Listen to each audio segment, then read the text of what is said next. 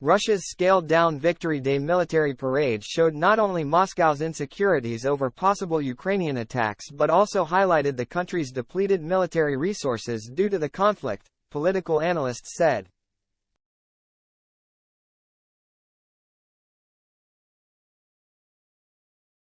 May 9 is a public holiday in Russia when it commemorates the Soviet Union's victory over Nazi Germany in World War II.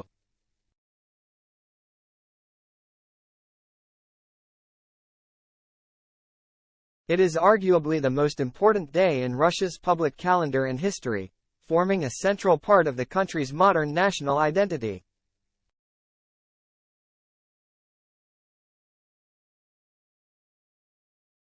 This year's military parade through Red Square in Moscow and celebrations around the country were noticeably smaller than in previous years or entirely cancelled, with 6 regions, including annexed Crimea, and at least 20 cities halting their commemorations.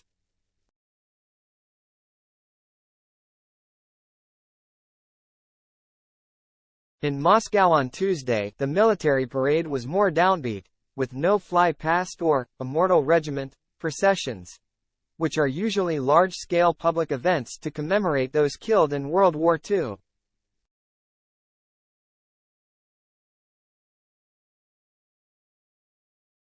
There were also far fewer troops and military hardware on show than in previous years.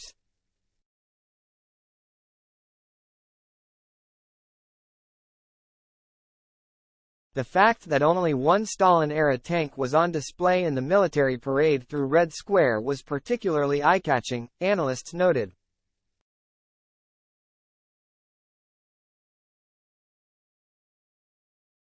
It would be hard to image a more fitting symbol of Russia's declining military fortunes than the sight of a solitary Stalin-era tank trundling across Red Square during the country's traditional Victory Day celebrations on May 9, Peter Dickinson, the editor of the Ukraine Alert Journal at the Atlantic Council, commented Tuesday.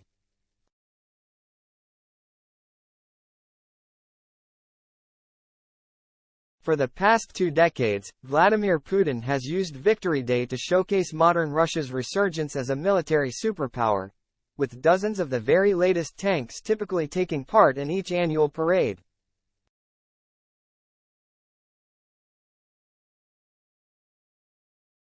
This year, however, the only tank on display was a T-34 model dating back to World War II.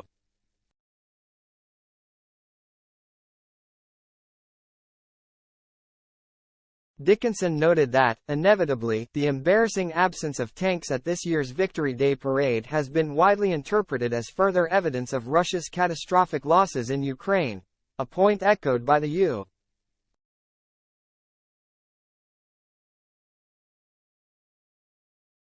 U.S. Ministry of Defense. Commenting Wednesday, the ministry noted that the makeup of Russia's annual Victory Day parade in Red Square highlighted the materiel and strategic communications challenges the Russian military is facing 15 months into the war in Ukraine.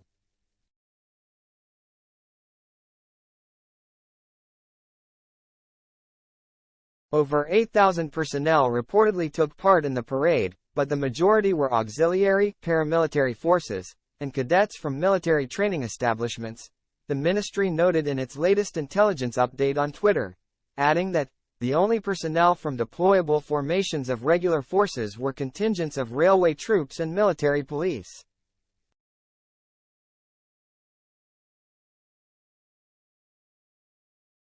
A spokesperson for the Russian Defense Ministry wasn't immediately available for comment when contacted by CNBC.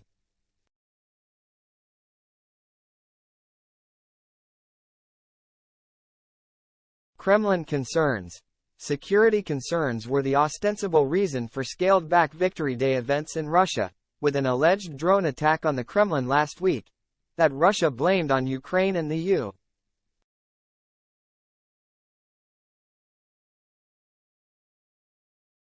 U.S., which they both denied, acting as a precursor to, and justification for, a lower-profile event.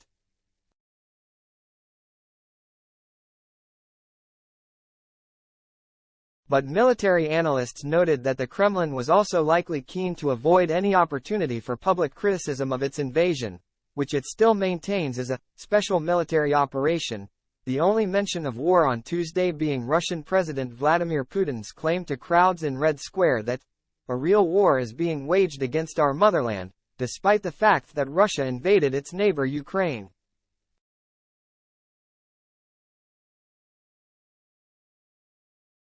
Noting the one solitary, vintage T-34 tank on display, the UK's Defence Ministry said that despite heavy losses in Ukraine, Russia could have fielded more armoured vehicles but that the authorities likely refrained from doing so because they want to avoid domestic criticism about prioritising parades over combat operations.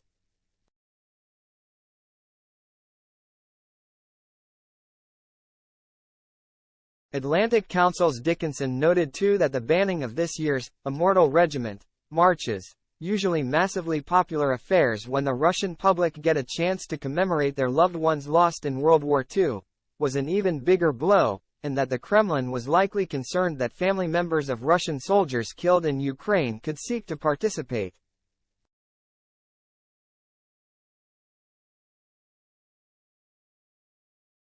With Russian officials still in denial over the disastrous consequences of the Ukraine invasion, the last thing the Kremlin wanted was for thousands of grieving relatives to gather in public and draw attention to the scale of the tragedy, Dickinson noted.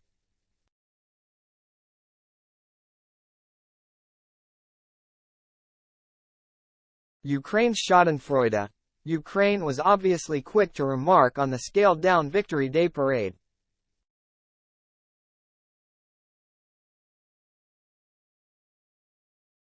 The Ukrainian Defense Ministry's official Twitter account quipped that modern Russian military equipment can be found much more easily at Ukrainian military trophies exhibitions than at the Victory Parade in Moscow, while Ukrainian MP Oleksiy Goncharenko said on Twitter that the whole of Ukraine was laughing at Russia's one tank.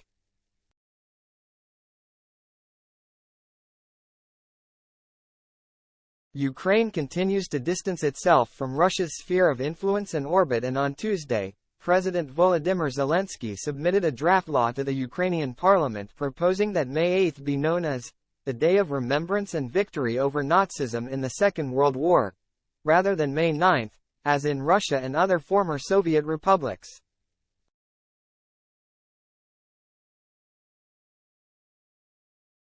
He said that from now on, May 9 would in Ukraine be known as Europe Day, with Zelensky noting that, "We will commemorate our historic unity, the unity of all Europeans who destroyed Nazism, and will defeat Russism," a word Ukraine uses to describe Russian fascism.